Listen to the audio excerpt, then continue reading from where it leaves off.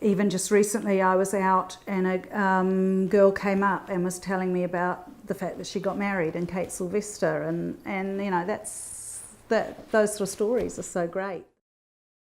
All my life, all I've ever done is make clothes. So my earliest memories are dressing up dolls, then making clothes for my dolls, then making paper cutout dolls, and then making clothes for me, and then making clothes for other people. And that's it basically. I decided I wanted to be a dress designer when I realised that you could have that as a job. Like, you know, the thing I have always done, what I always played at, can be a career. And so then it was like, well, that was a no-brainer.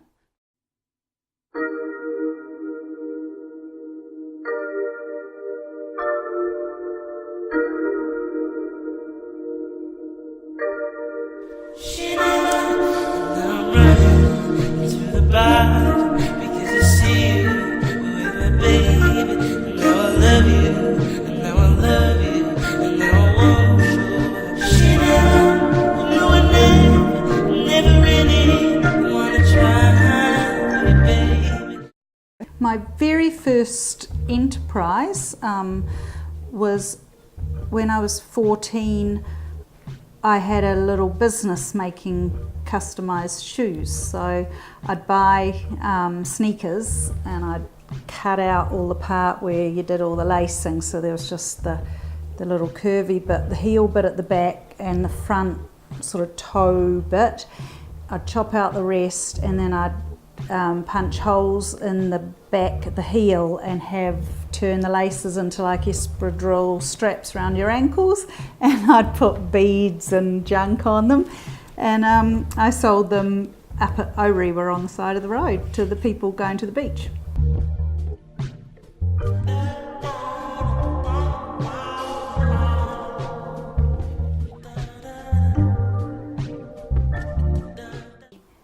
First of all, we called the brand Sister, and it was really because back then it seemed almost a bit, I don't know, maybe it was a bit arrogant or something to put your own name in things. It's that whole, you know, humble Kiwi kind of attitude, and there wasn't the same kind of concept. It was almost sort of like as if New Zealanders were still learning how to be designer brands. So we called ourselves Sister, and then got slammed by a big multinational who were doing a lingerie brand called Sister, and basically they set the lawyers onto us, and we had to pull all our product off shop. We sold to a really great Australian store, so it was our first, you know, we traded as Sister for a couple of years, and we'd sold to a really good Australian store, and we actually had to pull the product off the floor, and so that was terrible. And then we decided, okay, Kate Sylvester, that's my name. No one can, you know, we can, you know, I guess that's it. We can trademark that, and we own that, and there won't be any confusion again, and that's why we swapped. I think that seeing the clothes out and about is really affirming, like when people come up and talk to me, and because I absolutely love seeing how other women wear the pieces and how they put them together and what they do with them. So I think and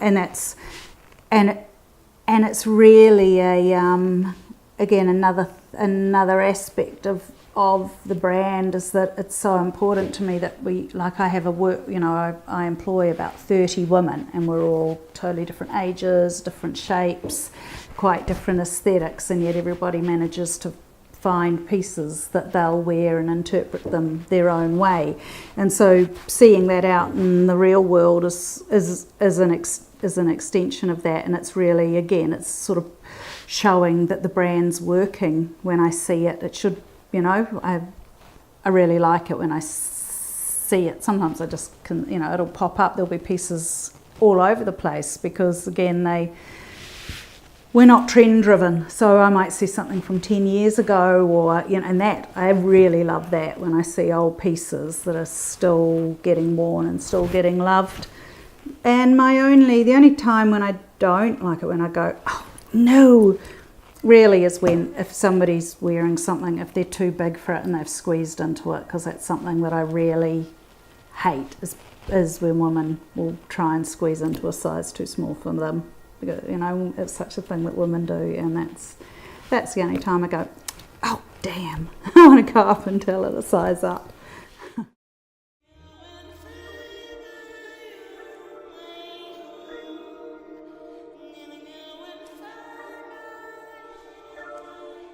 I wear all Kate Sylvester all the time.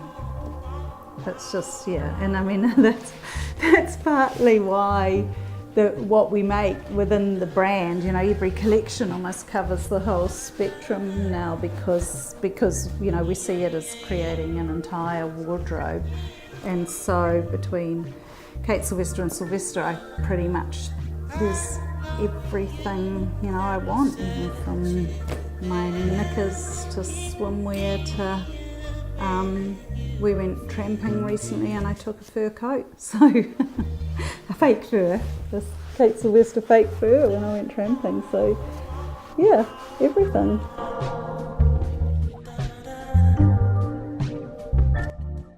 It certainly is weird being a brand sometimes, and so I will, like often on the phone, if I'm calling up about something in my personal life, I don't use my surname because I'll just say that I'm Kate, and there's really only been a couple of times actually where I can't even think what the situations are, where I've really not wanted anyone to know who I am, and I've just called myself Kate Conway, and so that's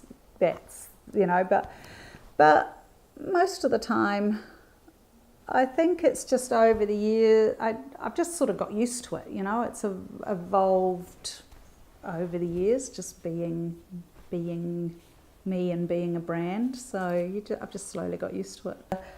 I'd say the negative of using my own name is that it'll be literally like sometimes if I'm at home and I've got to run up, even running up to the dairy or something, there'll be days where I just go, I can't go out, I can't be seen, and so but I mean there's definitely a very casual Kate that I obviously think is totally fine for the world to see. So it's, but yeah, there are definitely times where it's just like I can't do it, or and some days when you're just having a really shitty day, sometimes it's incredibly hard to sort of pull it feels like pulling myself up to be me, and I guess it can work.